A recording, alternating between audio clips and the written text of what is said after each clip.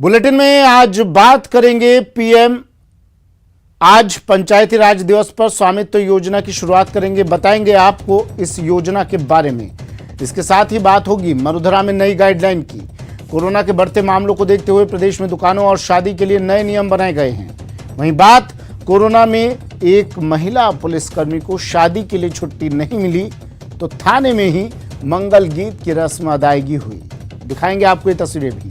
साथ ही बात महामारी में मुस्कान की भी होगी, लेकिन इन सब से पहले देख लेते हैं टॉप 10 कोरोना। कोरोना पूरी दुनिया में कहर बरपा रहा है। पिछले 24 घंटे में दुनिया में कोरोना के 8,96,922 नए केस सामने आए हैं और 14,218 मरीजों की मौत हुई है।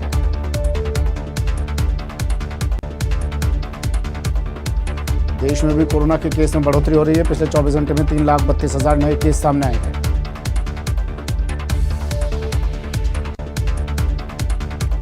1 मई से कोविड-19 वैक्सीनेशन का तीसरा फेज शुरू हो रहा है। 28 अप्रैल से 18 वर्ष से अधिक उम्र के लोग भी कोरोना वैक्सीन के लिए रजिस्ट्रेशन करवा सकते हैं। कोरोना से बिगड़े माहौल में केंद्र ने 80 करोड़ लोगों को 5 किलो मुफ्त अनाज देने का ऐलान किया। मई और जून में दिए जाने वाले अनाज पर खर्च होंगे 26,000 करोड़ रुपए। गृह मंत्री अमित शाह ने तेजी से बढ़ रहे कोरोना मामलों पर समीक्षा बैठक की। सभी राज्यों को गृह मंत्रालय ने चिट्ठी लिखी। ऑक्सीजन ले जाने वाले वाहनों के लिए स्पेशल कॉरिडोर बनाने के निर्देश दिए।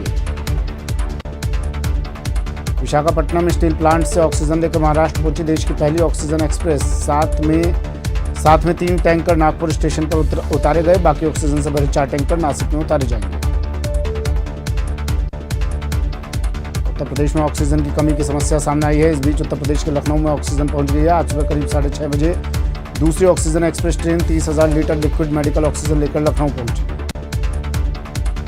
कोरोना के बढ़ते खतरे को देखते हुए केंद्र सरकार ने रेमडेसिविर इंजेक्शन का उत्पादन बढ़ाने के लिए 25 नई मैन्युफैक्चरिंग यूनिट लगाने की मंजूरी दी है। एक दिन में 3 लाख वायल्स बनाने का है लक्ष्य। राजस्थान में कोरोना के केस हर दिन नए रिकॉर्ड बना रहे हैं। राज्य में पिछले 24 घंटे में 15,398 पॉजिटिव मिले हैं, जबकि 64 लोगों की जान चली गई।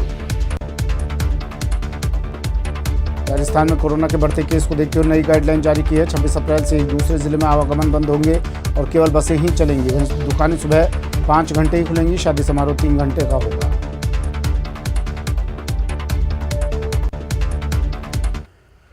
और बड़ी खबर इस वक्त की बाड़मेर से। बाड़मेर में सड़क हादसा, दर्दनाक सड़क हादसा। टैंकर और ट्रेलर में भीषण भिड़ंत। टक्कर के बाद टैंकर में आग लग गई। आग में 2 लोग जिंदा जले। ड्राइवर और क्लीनर की मौत। हादसे में 2 लोग घायल भी हुए हैं। 2 लोग बुरी तरह से झुलसे हैं, जिन्हें अस्पताल में भर्ती करवा दिया गया है। बड़ी खबर बाड़मेर से। सहयोगी प्रेमदान देथा फोन लाइन पर जुड़ गए हैं। प्रेमदान, किस तरह यह हादसा हुआ, क्या जानकारी और घायलों की फिलहाल क्या स्थिति? मैं बताना चाहूंगा कि बाड़मेर जिले के आरजीडी थाना क्षेत्र के मेगा हाईवे के ऊपर यह हादसा हुआ है, जहां पर टैंकर और ट्रेलर के आमने सामने की भिड़ंत के बाद में टैंकर में भीषण आग लग गई, जिससे टैंकर में सवार चालक और परिचालक की जलने से मौत हो गई। तो वहीं ट्रेलर चालक व परिचालक की गंभीर अवस्था में पुलिस के मौके पर पहुंची और उनको बाहर निकाल करके गुड़ामालानी हॉस्पिटल भेजा गया, जहां से उनको सांचौर रेफर कर दिया गया। हालांकि अभी तक सांचौर जाने के बाद में पुलिस के पास भी इसकी सूचना नहीं कि उन दोनों की हालत क्या है, लेकिन इन दोनों की जलने से मौत होगी और उनकी शिनाख्त के प्रयास जारी है कि आखिर ये दोनों कहाँ है। पुलिस को अब तक जो सूचना प्राप्त हुई वो कि बाड़मेर जिले के शिव थाना क्षेत्र के निवासी दोनों चालक और परिचालक बताए जा रहे हैं, लेकिन अभी तक शिनाख्त पूरी तरीके से नहीं हो पाई है, क्योंकि जो टैंकर है ये टैंकर गुजरात पासिंग का है। तो इसमें अपने आप में ये सबसे बड़ी बात है कि पुलिस शिनाख्त का प्रयास करेगा आखिर दोनों ये मृतक है कहाँ के। हादसे के बाद में लंबा जाम लग गया। देर रात की ये घटना थी। उसके बाद में लगातार फायर ब्रिगेड के जरिए आग पर काबू पाया। अब क्षतिग्रस्त वाहनों को मौके से हटाया और एक तरफ वाहन शुरू करवाया गया है। जी सुमित। ठीक है, शुक्रिया प्रेमदान तमाम जानकारी के लिए। प्रेमदान देथा बाड़मेर से सहयोगी फोन लाइन पर जुड़े। सड़क हादसा, 2 की मौत, 2 लोग बुरी तरह झुलसे हैं, गंभीर घायल हैं, जिन्हें अस्पताल में भर्ती करवा दिया गया है।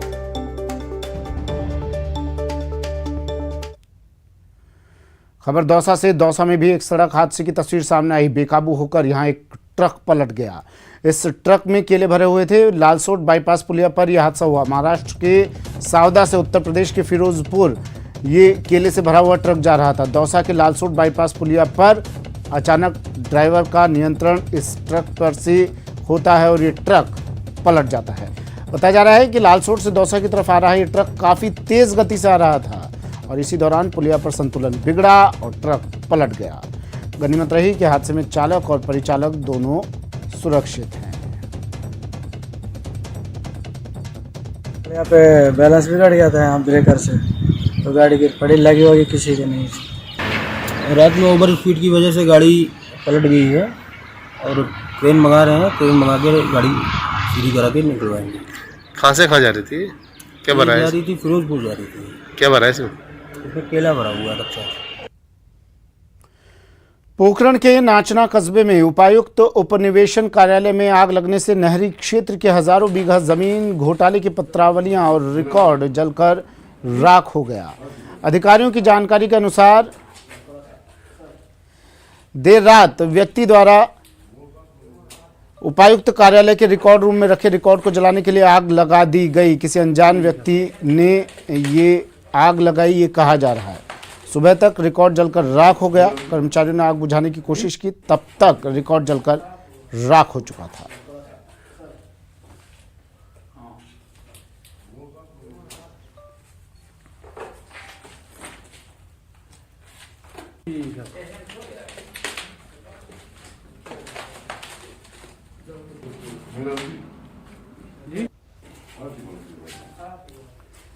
पोखरण से खबर है, सरकारी दफ्तर में आग लगी है। उपायुक्त उपनिवेशन कार्यालय ये जहां पर आग लगी है, बताया जा रहा है इस आग में नहरी ज़मीन घोटाले का रिकॉर्ड जलकर खाक हो गया। अब अंदेशा ये लगाया जा रहा है कि कोई अनजान व्यक्ति आया और उसने जानबूझकर इस घटना को अंजाम दिया। नहरी ज़मीन घोटाले का तमाम रिकॉर्ड इस आग में जलकर राख।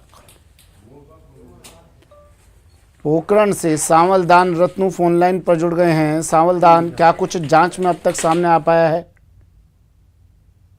लगातार पुलिस जांच कर रही है।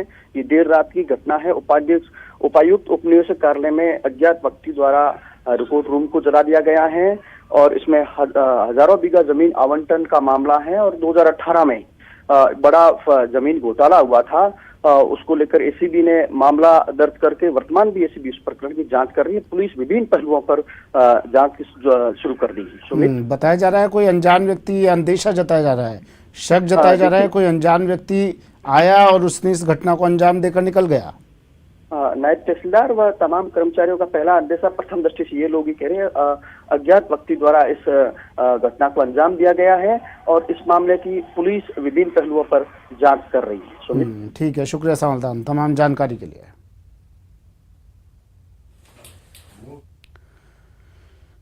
खबर चित्तौड़गढ़ से है, जहां कोतवाली थाना क्षेत्र में पंचायत समिति कार्यालय के बाहर खड़ी एक कार में अचानक आग लग गई।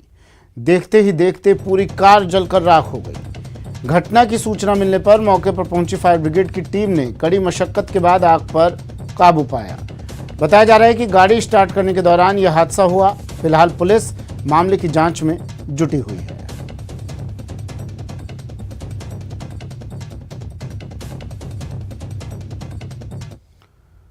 खबर श्रीगंगानगर से है, जहां जिले के सूरतगढ़ थर्मल के नजदीकी गांव भोजेवाला में रात्रि जागरण के दौरान दो गुटों के बीच विवाद हो गया। विवाद इतना बढ़ा कि दोनों पक्षों में लात घूंसे और लाठी डंडे चलने लगे। लड़ाई झगड़े का वीडियो सोशल मीडिया पर अब वायरल हो गया है। वायरल हुए वीडियो में देख सकते हैं कि कैसे जागरण के दौरान दो पक्ष अचानक एक दूसरे से भिड़ गए। हालांकि बाद में दोनों ही पक्षों ने थाने में एक दूसरे के खिलाफ क्रॉस मामला दर्ज करवाया है। वहीं पुलिस अब इस पूरे मामले की जांच में जुट गई है।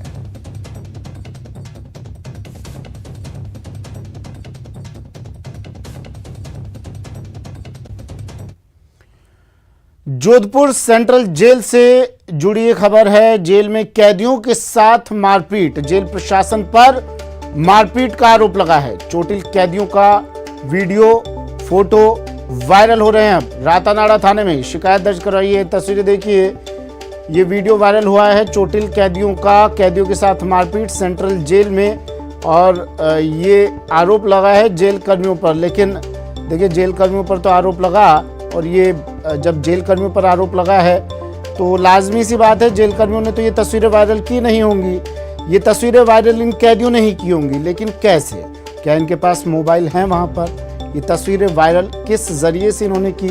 जेल में बैठे बैठे कैदियों, फिलहाल ये तस्वीरें देखिए आप, कैदियों ने आरोप लगाया है कि जेल कर्मियों ने इन कैदियों के साथ मारपीट की है। अब जांच होगी जेल कर्मियों की कि क्यों ये मारपीट की गई, ठीक है, और साथ में जांच ये भी होगी कि ये तस्वीरें वायरल जेल से हो कैसे रही हैं। लगातार दबिश दी जाती है जेलों में, लगातार वहां से मोबाइल मिलते हैं और अब फिर से ये तस्वीरें वायरल हुई है। कैदियों ने मारपीट का आरोप जेल प्रशासन पर लगाया है। सेंट्रल जेल में कैदियों के साथ मारपीट।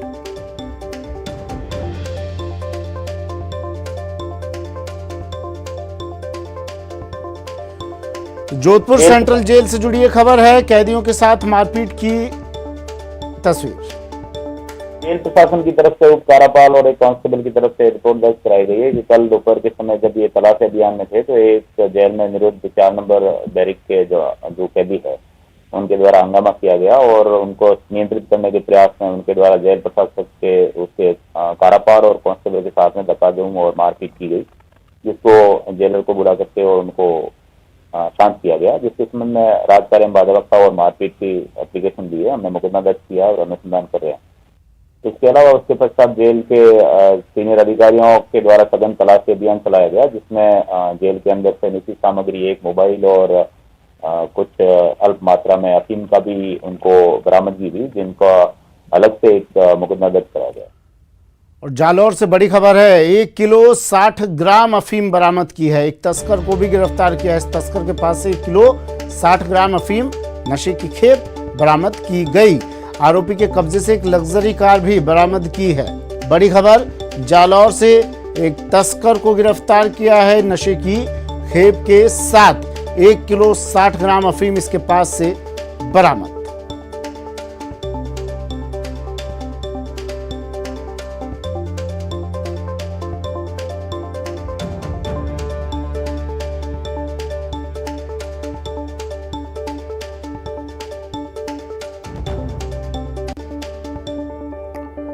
एक और बड़ी खबर आ रही है उदयपुर से। उदयपुर पुलिस को मिली बड़ी सफलता।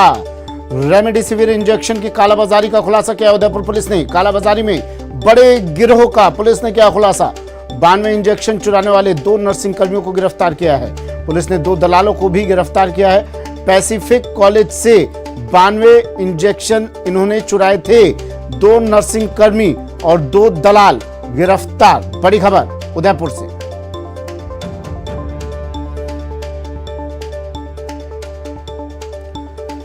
तो 2 नर्सिंग कर्मियों को गिरफ्तार किया है इंजेक्शन चुराने के आरोप में।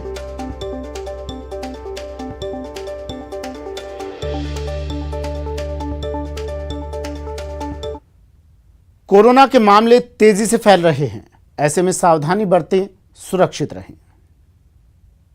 किसी चूक हो सकती है जानलेवा। टीका है आया पर नहीं है कोई दवा। 2 गज की दूरी, मास्क है जरूरी। सावधान रहें, सुरक्षित रहें।